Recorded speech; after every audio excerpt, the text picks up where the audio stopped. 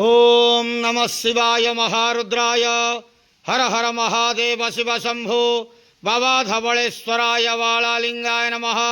दीपं ज्योति परं ब्रह्म दीपं ज्योति जनार्दनः दीपाहरतु मे पापो पूजा दीप नमस्तुते। धवलेश्वराय वालालिंगाय नमो नमः। संसार सुखी रखंतु।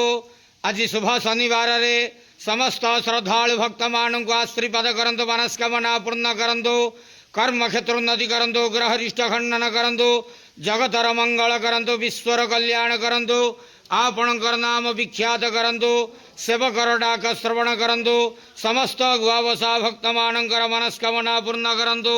जो जो भक्त माने आपण पाखरे मानसिक रखिछंती तांक मानसिक पूर्ण करंतु। धवलेश्वराय वालालिंगाय नमो नमः। संसार सुखी रखंतु, आनंदे गवार। हरि बोलो। आज शुभ शनिवार रे समस्त श्रद्धालु भक्त मानू को आश्रीपद करंतु, आनंदे गवार। हरि बोलो। बाबा धवलेश्वराय वालालिंगाय नमो नमः।